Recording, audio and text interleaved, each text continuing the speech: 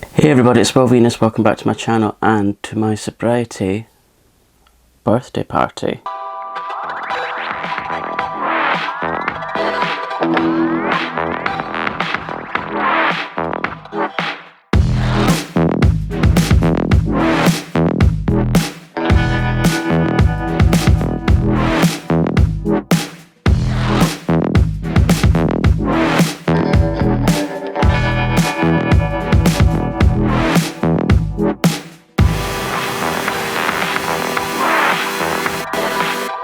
Hey everybody, welcome back from the intro. How you all doing? So yeah, today is my sobriety birthday.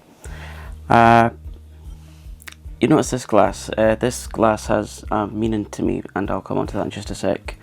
Now, just to be a little bit more clearer, I wasn't exactly sure what date in May my sobriety was. All I know is that it was like in the latter half of May 5 years ago, and I didn't have a specific date, so what I thought I would do is just choose my favourite number. My favourite number, or lucky number, is 22, so I thought, why not just have May the 22nd as my sobriety birthday? So here I am, and yeah, what I thought I would do in this video is, rather than focus on the negatives of what drinking did to me, just focus more on the positives. But if you want to know the full story of my drinking history and things, what I'll do is link the full video up here somewhere. That really delves right into when I started drinking, why I was drinking, and the real full extent of what happened to me due to years and years and years and years of alcohol abuse. I know that different people call alcohol addiction different things, be it alcohol dependency, alcoholism, alcoholic. For me, I just kind of describe it as, well, it probably was full-blown alcoholism, because in the end I was getting up in the morning, drinking, and then doing the same kind of thing right through to the end of the day. So yeah, I would probably call it alcoholism. I don't know why, but the general consensus seems to be that alcoholism is some really dirty person that's sitting in a street drinking the cheapest of drinks, etc. Which, yeah, it does happen, but for some reason the focus tends not to be on those who drink in their homes and those who drink wine and posher drinks like that. Just because you're drinking a more expensive type of drink doesn't mean it's less of a problem, in my opinion. But anyway, and yeah, just before I begin, I'm not any kind of addiction expert or mental health expert or anything like that. I'm just someone that's lived through alcoholism and still do to this date. So one of the things that me not drinking at all, by at all I mean in the last 5 whole years, I've not even had anything like a sherry trifle or tiramisu, or when I do have tiramisu, I have it made without amaretto. I believe that's the drink that goes into that. Yeah, and I don't touch chocolate liqueurs or anything that's got alcohol in it. Even I don't even touch the alcohol-free beers, because alcohol-free beers aren't absolutely alcohol-free.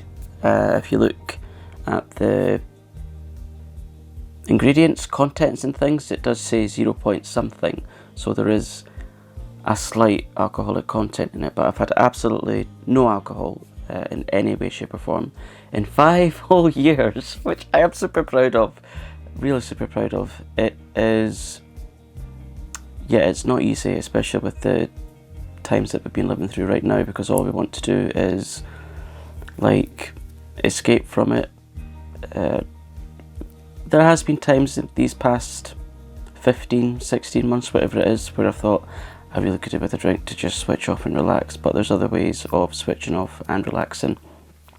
Sorry, I was just making sure that the sound's recording there. So one of the positives for me is that I get to be a creative person, which I didn't really know I was.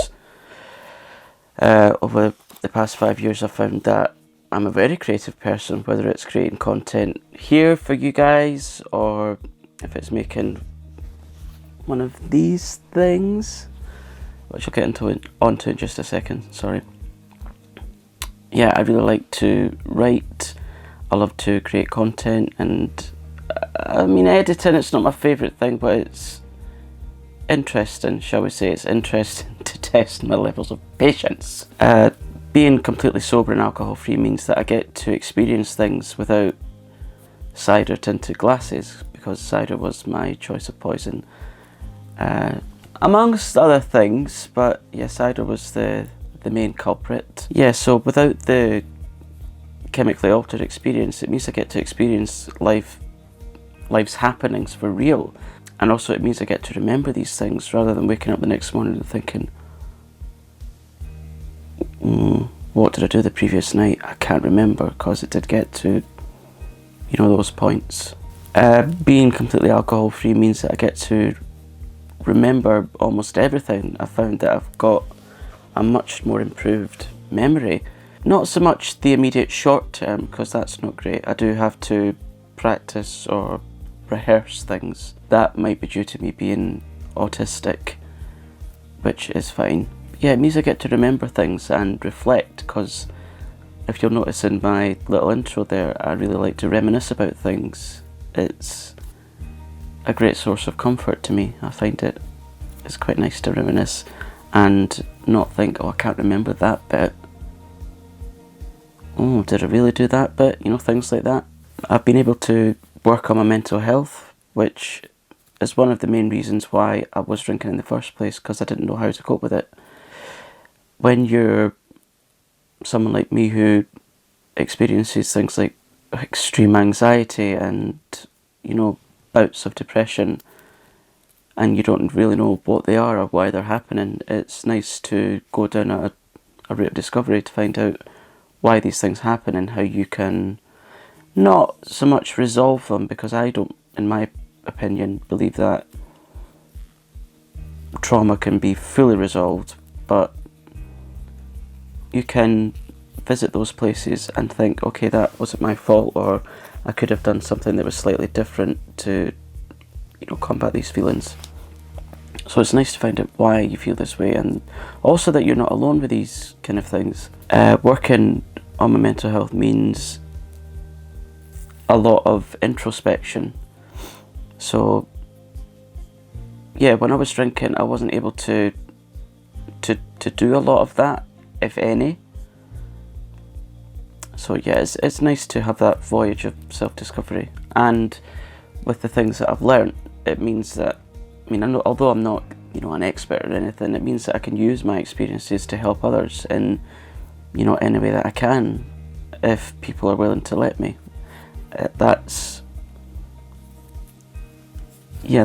one of the things that I hold quite dearly in being completely alcohol free. Means that I get to listen and help other people, which is one of those things that words don't really do it justice, to be honest. Being completely sober means that I get to discover who I am, and I'm still doing that to this date, even though it's been five years. I'm not saying that any of it has been easy or plain sailing, quite the contrary. In fact, there's been a lot of patience testing, there's been a lot of frustrating moments, yeah.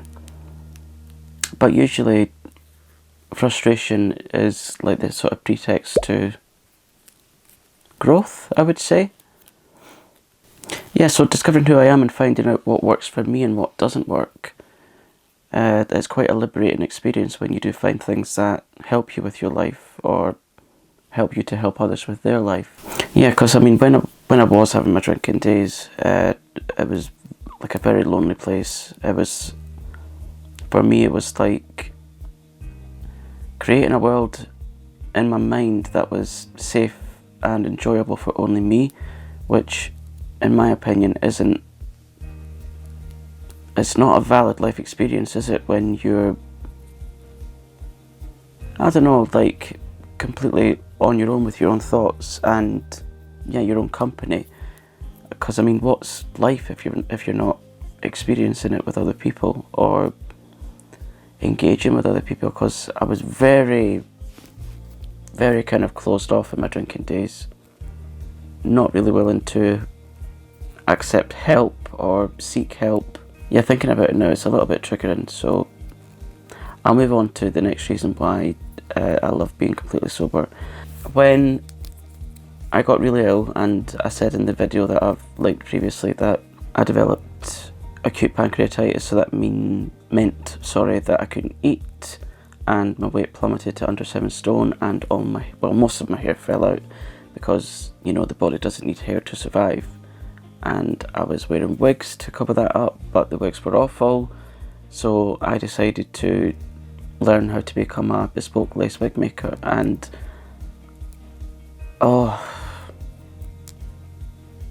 like, you know when you have one of these feelings that just kind of sits up here and you can't quite put it into words of how it makes you feel, because it's such a positive, good experience. That's how I feel about being a wig maker. It means that I get to help other people with their hair loss journeys. And yeah, this is one of my creations. I'm making it for someone else. It's not my design, but yeah. This will be a topper piece to set up here. It's all handmade, all hand tied, all the individual hairs. And yeah, so I've discovered that being an artist, it means everything to me, whether it's writing, making a wig, creating this content for you guys and getting to know you all. It's an amazing experience. So yeah, and coming back to why this, actually I'll have a sip. It's iron brew. Coming back to what this glass means. Now I don't know if you'll be able to see that, but my sister gave me this when I was 21, and I mean, that was quite a while ago now. This was the glass that I used to fill with, well, to the brim with cider. It's only ever filled to the brim now with either water or iron brew or orange juice. Well, maybe not a pint of orange juice, because that would, yeah, maybe upset your stomach a little. But yeah, this was the glass that I used to fill with cider. Maybe at its worst about 12 of these, so 12 pints a day of cider, which, yeah, you can imagine how drunk and awful it would have been. But yeah, that's what this glass means to me. And to look at it now and think, I probably filled this hundreds if not thousands of times with cider, and to realise that all I fill it with now is water or juice. It's nice to be able to say that. And actually I'm quite surprised that I've managed to keep it, because I am naturally quite clumsy, and when you put drunkenness and clumsiness together you would think, aren't you going to smash that? But no, it's still there without even a chip on it. So yeah, there's a little achievement. I mean, if you're someone that's watching this and thinking that you can't, there's no way that you could, you know, abstain completely from alcohol, you can.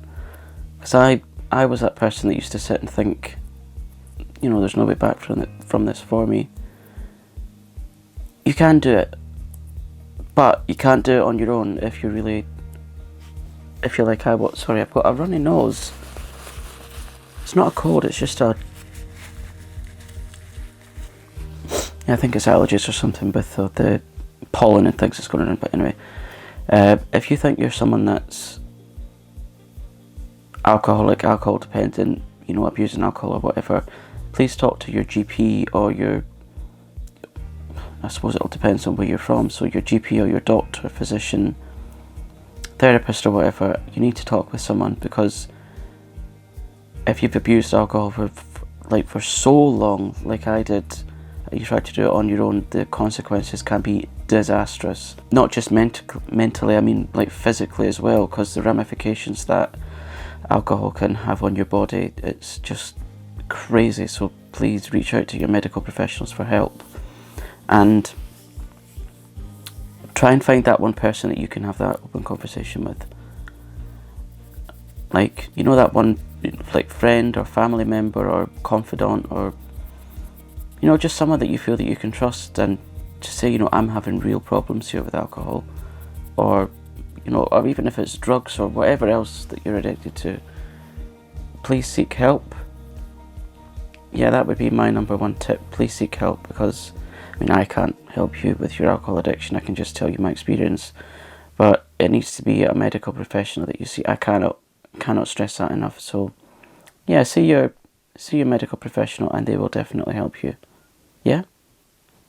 Or if you want, you can reach out to me, and I'd be more than willing to find you, you know, a couple of helplines or text services, or, you know, whatever, because there's lots and lots of things out there, you know, places like Alcoholics Anonymous, or, you know, Narcotics Anonymous. There's lots of different places, and yeah, I'd be more than willing to find those for you. So yeah, that's my sobriety birthday. I hope you've enjoyed listening to me, and if you have listened, thank you so much. I do really appreciate your view, and if you have enjoyed this and by some miraculous reason you're new here, please click subscribe. I would love to have new people here, and if you've liked the video, don't forget to give me a like as well.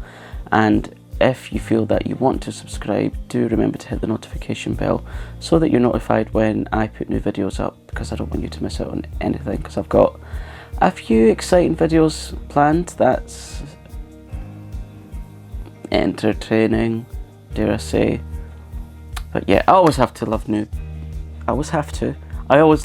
having new people here. So yeah, hit subscribe, and yeah, say hello, because I've got a little bit of a community going on here, and yeah, that's something that I've always wanted to build. So take care, be kind to yourself and others, and I'll see you in the next one. Take care. Bye.